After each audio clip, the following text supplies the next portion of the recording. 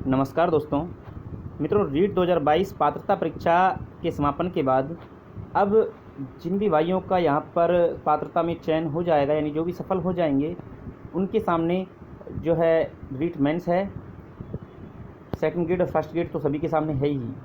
जिन भी भाइयों का किसी भी कारणवश ये पेपर ख़राब रहा है, उनको अब सेकंड ग्रेड या फर्स्ट ग्रेड पर फोकस करना चाहिए। अब बात ये आती है कि इस रीट 2022 के एग्ज़ाम पेपर को आपने देखा होगा, और इस पेपर को देखने के बाद आप किस एनालिसिस पर पहुंचे हैं। बार बार आप एग्ज़ाम देते हैं, तैयारी भी करते हैं, लेकिन एग्ज़ाम देने के बाद आपका जो रेस्पॉन्स है वो इतना अच्छा नहीं रह पाता।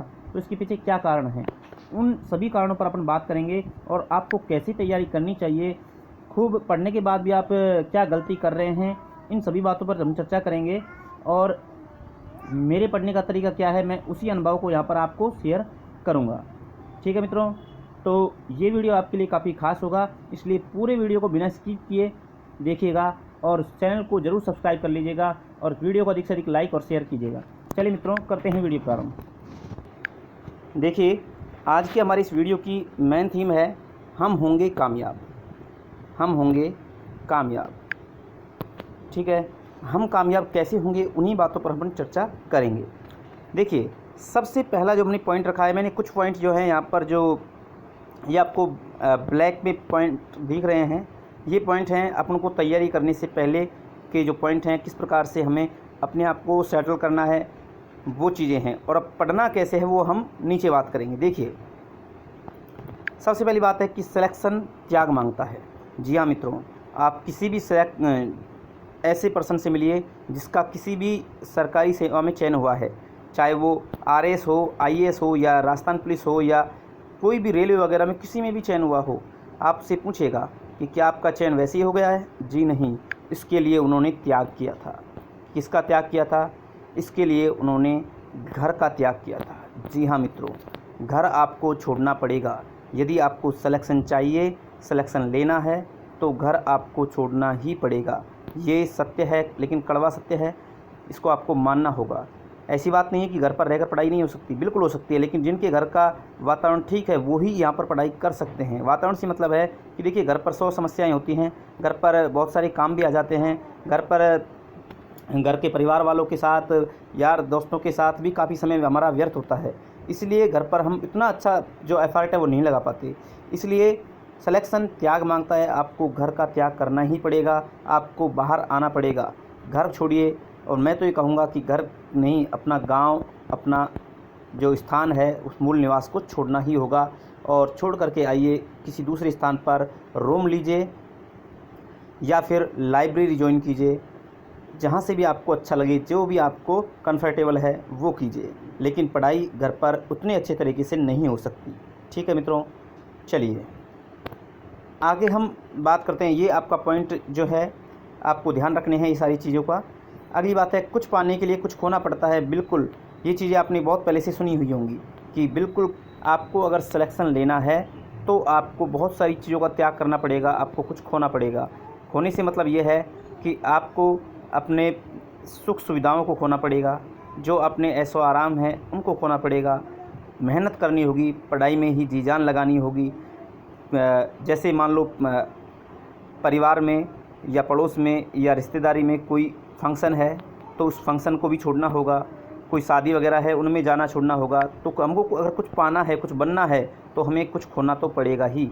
ये सारी चीज़ें देखिए, इनका बहुत बड़ा प्रभाव होता है। आप समझते हो कि ये चीज़ें यूँ ही हैं, एक दिन अगर हम शादी में चल जाएंगे तो क्या होगा, वो एक दिन आपके लिए काफ़ी मायने रखता है। एक दिन वो एक दिन नहीं है। आप किसी शादी में एक दिन जा रहे हो तो उससे आपके 3 दिन खराब हो रहे हैं। आपको एक दिन जाने से पहले आपको तैयारी करनी है, ठीक है। और एक दिन जिस दिन जाओगे तो उस दिन मान लो आ भी जाते हो तो भी दूसरे दिन आपका दिमाग जो है पढ़ाई में इतना अच्छा सेटल नहीं हो पाएगा। 3 दिन कम से कम ख़राब होते हैं। और वैसे अगर घर में ही शादी हो तो फिर तो बात ही अलग है। इसलिए सिलेक्शन त्याग मांगता है और आपको कुछ पाने के लिए कुछ खोना पड़ेगा। आपको ये सारी चीज़ों का त्याग करना पड़ेगा। आपका सिर्फ टारगेट एक ही होना चाहिए, जो भी आपने अपने मन मस्तिष्क में बैठा रखा है, मेरे को इस सरकारी सेवा में जाना है। ठीक है, यहाँ पर हम फर्स्ट ग्रेड, सेकंड ग्रेड या थर्ड ग्रेड की बात कर रहे हैं। तो यदि जैसे मान लो आपका टारगेट है कि मेरे को फर्स्ट ग्रेड बनना है, या आपका टारगेट है मेरे को सेकंड ग्रेड में लगना है, या आपका टारगेट है कि मेरे को रीट में ही यानी थर्ड ग्रेड का सिलेक्शन लेना है, तो आपको सिर्फ और सिर्फ यही टारगेट पर फोकस रखना है और बाकी की चीज़ों को नेगलेक्ट करना है। चलिए नेक्स्ट हमारा पॉइंट है आत्मविश्वास है बेहद ज़रूरी, वेरी वेरी इंपॉर्टेंट। आत्मविश्वास, देखिए मित्रों, जिस भी बंदे के पास आत्मविश्वास नहीं है, सेल्फ कॉन्फिडेंस की कमी है, वो सक्सेस होगा ही नहीं। ध्यान रखना है मेरी बात को, वो एग्ज़ाम को पास कर ही नहीं सकता। सेल्फ कॉन्फिडेंस अपने आप में पेपर में 5 से 10 क्वेश्चन सही करवाता है एक्स्ट्रा, ठीक है, ये चीज़ आपको पता होगा। देखिए यदि आपके अंदर आत्मविश्वास है, आपके अंदर ये आत्मविश्वास होना चाहिए कि मेरे में वो क्षमता है, मैं ये कर सकता हूँ, मेरे में वो क्षमता है कि मैं सेकंड ग्रेड का एग्ज़ाम पास कर सकता हूँ, मेरे में वो क्षमता है कि मैं यहाँ पर एक जैसे कि 150 का पेपर है तो 150 में से 120 नंबर ला सकता हूँ, ठीक है। तो ये चीज़ें काफ़ी ज़रूरी हैं, ये चीज़ों को मैं भी फॉलो करता हूँ। जैसे मैंने रीट का एग्ज़ाम दिया तो रीट के एग्ज़ाम में मैंने रीट की तैयारी नहीं की मित्रों, रीट की तैयारी बिल्कुल भी नहीं की, एक दिन भी रीट को नहीं देखा था। लेकिन क्यों? क्योंकि इससे पहले जो 2021 की रीट हुई थी उसकी मैंने ज़बरदस्त तैयारी की थी, और वो तैयारी जो थी वो मेरे काफ़ी काम आई थी।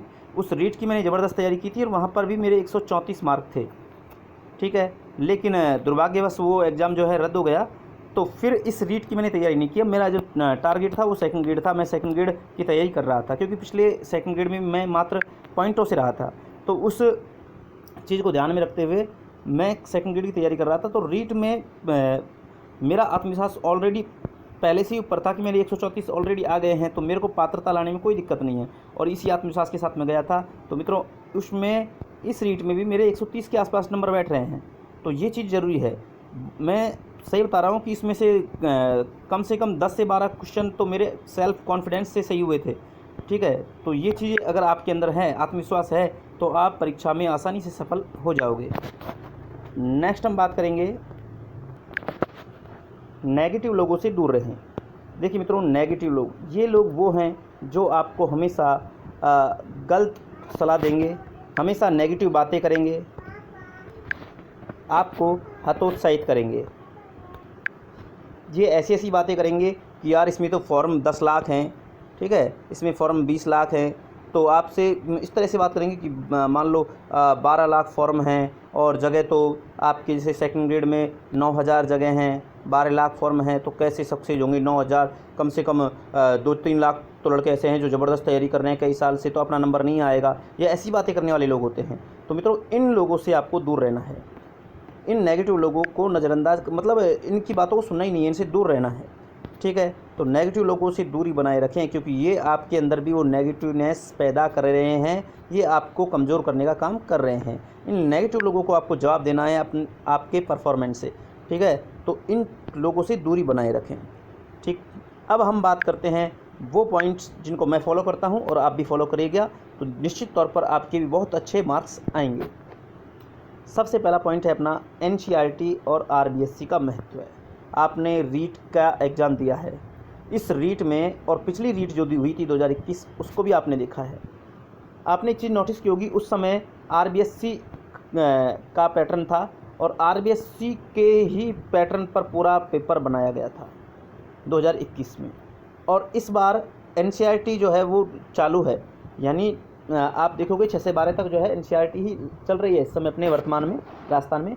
तो अब की बार रीट का जो पूरा पेपर है वो NCERT बेस्ड है। NCERT में से बहुत से क्वेश्चन पूछे गए हैं, जो क्वेश्चन आपको टफ लगे हैं उन क्वेश्चनों के सब के आंसर आपको NCERT में मिल जाएंगे। तो इसका मतलब क्या होता है, यानी मतलब सीधा सीधा साफ है कि जिन बच्चों को आप पढ़ाने जा रहे हो, जिन बच्चों को आपको पढ़ाना है, आप बोर्ड चाहता है कि उस चीज़ के बारे में आपको पहले से ही नॉलेज हो, इसलिए आपको NCERT पढ़ना होगा। NCERT और उसके साथ NCERT में फैक्ट्स कम हैं, ज़्यादा फैक्ट्स के लिए आपको RBSC को भी पढ़ना होगा। तो अगर आप ये दोनों बुक्सों को तैयार कर लेते हो, NCERT और RBSC, तो मान के चलिएगा मित्रों आप और लोगों से काफ़ी प्लस में हो। मैं ये यूँ ही नहीं कह रहा हूँ, मैंने भी NCERT और RBSC दोनों को पढ़ा है। रीट 2021 में मैंने RBSC के नोट्स तैयार कर लिए थे और इस बार NCERT जो थे इसके नोट्स तैयार किए हैं। तो NCERT और RBSC मेरा फोकस था सेकंड ग्रेड के लिए, तो इन सेकंड ग्रेड के लिए भी मेरे ये काम आने वाले हैं। और आप देख लीजिएगा सेकंड ग्रेड का जो पेपर होगा उस पेपर में भी ये NCERT और RBSC से क्वेश्चन बहुत ज़्यादा पूछे जाएंगे, ठीक है। तो आपको इनको नज़रअंदाज बिल्कुल भी नहीं करना है। यदि आपके एनसीईआरटी और आरबीएससी फैक्ट्स क्लियर हैं तो समझिएगा कि आप बहुत अच्छी तैयारी के साथ हो, आपका कॉन्फिडेंस अपने आप में ही हाई हो जाएगा, ठीक है। इनको बिल्कुल भी नज़रअंदाज ना करें, ये मेरी आपसे सख्त और राय होगी। दूसरी बात है मित्रों, सीमित पाठ्य सामग्री। आप अपनी पाठ्य सामग्री को सीमित रखें। आपको क्या होता है कि कोई भी किसी ने यार दोस्त ने बता दिया कि आप इस गाइड को लेकर आइए, ठीक है, इस बुक को लेकर आइए, ये वाली बुक अच्छी है, ये अभी नई लॉन्च हुई है, ठीक है। ये सारी जो चीज़ें हैं, इन चीज़ों से बचिए, कुछ भी नहीं है, ये खाली एक मार्केट है, भ्रामक प्रचार है। आपको इन चीज़ों के चक्कर में नहीं पड़ना है। आपको अपनी जो सामग्री है उसको एक फ़िक्स करना है। एक बार ही आप अच्छे से सलाह ले लीजिए किसी से भी, जो भी आपका मिलने वाला है, या यूट्यूब पर देखकर जैसे भी आपको अच्छा लगता है, तो उस फिक्स सामग्री को एक अपने पास रखिए। जैसे मान लो आप सेकंड ग्रेड की तैयारी कर रहे हैं, तो सेकंड ग्रेड के लिए आपको पता है कि 2 पेपर होंगे, एक तो फर्स्ट पेपर जीके का होगा, दूसरा आपका सब्जेक्ट का होगा। तो जीके के लिए आपको क्या क्या पढ़ना है, जीके में आपके राजस्थान जीके भी आएगी, इंडियन जीके भी आएगी, और करंट जीके भी आएगी, और साइकोलॉजी वाला पार्ट है। तो ये इन चीज़ों के लिए आपको क्या पढ़ना है, तो इसके लिए जो है वो फिक्स बुक रखिए कि भैया आपको राजस्थान जीके के लिए एक बुक पढ़ना है ना, इसको फिक्स रखिए, एक ही बार ले लीजिए उसको। और फिर इंडियन जीके के लिए भी एक ही चीज़ लेके आनी है, और जैसे साइकोलॉजी है उसके लिए एक लेके आनी है, करंट के लिए तो आपको बार बार अपडेट रहना होगा, तो ये चीज़ें अलग है। तो इस तरह से क्या होता है कि ये एक रखिए, इसका फ़ायदा ये होगा आपको कि अगर एक रखोगे तो उसका बार बार आप रिवीजन कर पाओगे। इसलिए सीमित सामग्री रखिए। और भैया सीमित सामग्री अगर आपके पास है, ज़्यादा सामग्री रखने वाला कभी भी उस सिलेबस को पूरा ही नहीं पढ़ पाता है, रिवीजन तो जब करेगा, ठीक है। तो अपनी सामग्री को एक सीमित दायरा रखिए, अपना दायरा फिक्स करिए कि मेरे को इस दायरे में रहकर पढ़ाई करनी है, आपके सिलेबस के अनुसार ही आपको पढ़ाई करनी है। अगर मान लो आपका जो सिलेबस है, उस सिलेबस से आप बाहर की चीज़ों को पढ़ रहे हो, उनमें अपना टाइम वेस्ट कर रहे हो, तो भैया आप इस एग्ज़ाम से काफ़ी दूर जा रहे हो, ठीक है। तो आपको अपना एक दायरा फिक्स करना है, अपनी सामग्री को फिक्स करना है, उस सामग्री के हिसाब से अपनी तैयारी को करना है, केवल उसी को पढ़ना है, ठीक है। अब देखिए अगला पॉइंट अपना कि मोबाइल से नहीं, बुक या नोट्स से करें तैयारी। मित्रों क्या है कि आजकल ट्रेंड चला है, जो सारे अभ्यर्थी हैं, सारे तो नहीं कहूँगा लेकिन अधिकांश जो अभ्यर्थी हैं वो मोबाइल से यानी नेट से अपनी पढ़ाई कर रहे हैं, ठीक है। अब देखिए नेट से पढ़ाई करने का फ़ायदा और नुकसान क्या है। फ़ायदा तो ये है कि अपना जो है नई नई चीज़ें अपन को बहुत सारी नेट पर उपलब्ध हो जाती हैं, जो अपने पास बुक्सों में भी नहीं है, वो सामग्री आपको यहाँ से उपलब्ध हो जाती है। लेकिन इसके नुकसान क्या है मित्रों, एक तो ये है कि आपके दिमाग में ये जो मोबाइल से पढ़ी हुई चीज़ें इतनी ज़्यादा स्थायी नहीं रह पाती हैं जितने कि आप बुक्स या नोट्स से पढ़कर याद करते हो, ठीक है। दूसरा क्या है कि इन मोबाइल से आप पढ़ रहे हो, मान लो आप कोई वीडियो देख रहे हो, कोई लेक्चर देख रहे हो, तो उसमें आपका समय बहुत ज़्यादा वेस्ट होता है। आपने एक टॉपिक पढ़ा है, मान लो प्रजामंडल, और प्रजामंडल पर 2 घंटे का वीडियो बना रखा है। अब उस 2 घंटे के वीडियो को देखो आप प्रजामंडल में, ठीक है, और 2 घंटा आपका वहाँ पर ख़राब हो रहा है, और इसी प्रजामंडल को अगर आप बुक से पढ़ोगे तो आप 15 मिनट में उसको पूरा कर लोगे। तो इतना फ़र्क होता है, ठीक है। तो मित्रों इसलिए कह रहा हूँ कि इस मोबाइल से अपनी दूरी को बनाए रखें। दूसरा क्या होता है, इसमें एक ये ट्रेंड भी है, मोबाइल से पढ़ने में जोर नहीं आता है। मोबाइल से पढ़ने में जोर नहीं आता है, अपन को दिमाग नहीं लगाना पड़ रहा है, अपन तो आराम से लेटे लेटे मोबाइल देख रहे हैं। पढ़ाने वाले को जोर आ रहा है, वो पढ़ा रहा है, उसको जोर आ रहा है, जो टीचर आपको पढ़ा रहा है वो अपनी मेहनत कर रहा है, आप तो मेहनत कर ही नहीं रहे, आप तो केवल देख रहे हो, सुन रहे हो। आपका दिमाग एक्टिव नहीं है, आपके कान और आँख एक्टिव हैं। ध्यान रखना इस बात को, आपके कान और आँख एक्टिव हैं, लेकिन आपको किसका एक्टिव रखना चाहिए, अपने दिमाग को एक्टिव रखना है। और दिमाग कब एक्टिव होगा, जब इस पर जोर पड़ेगा। और जोर कब पड़ेगा, जब आप पढ़ोगे, आप बुक पढ़ोगे या आप नोट्स पढ़ोगे। तो मोबाइल क्रॉस कीजिए, मोबाइल से पढ़ाई बंद कीजिए और बुक या नोट्स से पढ़ाई कीजिए। अच्छा, मोबाइल से कब पढ़ाई करें, बुक या नोट्स से आपने पढ़ाई कंप्लीट कर लिया, दिन भर आप बुक से पढ़े हो या नोट्स से पढ़े हो, तो आप जब भी बोरियत महसूस करते हो या बिल्कुल थकान महसूस करते हो, लेट जाते हो, तो उस समय आप मोबाइल से कोई लेक्चर देख करके सुन सकते हो, और बहुत अच्छे आप ऐसे तैयारी करोगे तो बहुत अच्छी तैयारी होगी, ठीक है। अगली बात है मित्रों कि सेल्फ नोट्स बनाएं। जी हाँ मित्रों, सेल्फ नोट्स बेहद ज़रूरी हैं, किसी दूसरे के नोट्स ना लें। ठीक है, मेरी इस राय को ध्यान रखना। दूसरे के नोट्स उसकी खुद की मेहनत है। किसी मित्र से आपने नोट्स लिए, किसी कोचिंग के नोट्स आपने लिए, तो मित्रों जिसने भी वो नोट्स बनाए हैं उसमें उसकी खुद की मेहनत है। आपने तो मेहनत नहीं की है, तो उसकी मेहनत का फल आपको क्यों मिलेगा।